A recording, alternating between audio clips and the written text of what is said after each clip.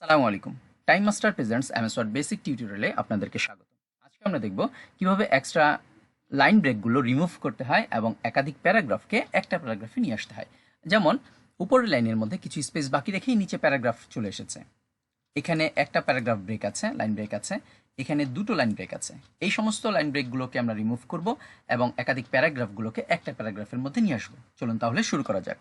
Ctrl+H press করছি। Find হোয়াটের মধ্যে আমাকে একটা সিম্বল এবং পি লিখতে হবে। এই সিম্বলটার নাম হচ্ছে ক্যারেট।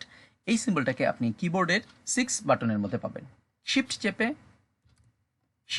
6 দিলেই এই সিম্বলটা উঠবে এবং পি লিখব। এই সিম্বলটাকে যদি আপনি খুঁজে না পান, আমি এই ভিডিওর ডিসক্রিপশনের মধ্যে লিখে দিয়েছি, এই সিম্বলটাকে লিখে দিয়েছি, আপনি সেখান থেকে কপি পেস্টও করতে পারবেন। Replace all.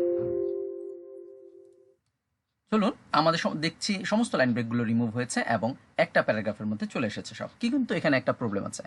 ইনফ্রাস্ট্রাকচার এবং সফটওয়্যার এই দুটো শব্দ এক হয়ে গিয়েছে। অ্যান্ড এবং ভিজুয়ালাইজ এই শব্দটাও এক হয়ে গিয়েছে।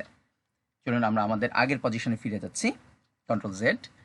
ইনফ্রাস্ট্রাকচার এবং সফটওয়্যার দুটো প্যারাগ্রাফের মধ্যে ছিল। অ্যান্ড এবং ভিজুয়ালাইজ এখানেও দুটো প্যারাগ্রাফ ছিল। চলুন এই সমস্যাটির আমরা সমাধান করছি। Ctrl+H প্রেস করছি। রিপ্লেস অলের মধ্যে শুধুমাত্র একটা স্পেস দিব, শুধুমাত্র একটা স্পেস।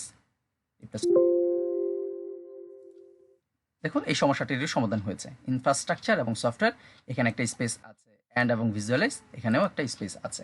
মানে হচ্ছে পরের প্যারাগ্রাফটাকে অ্যাড করার সময় সে একটা স্পেস দিয়ে নিচ্ছে, যার কারণে দুটো শব্দ এক না হয়ে যে দুটো শব্দ আলাদাই থাকছে।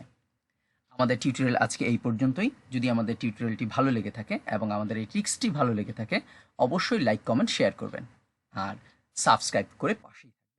ধন্যবাদ।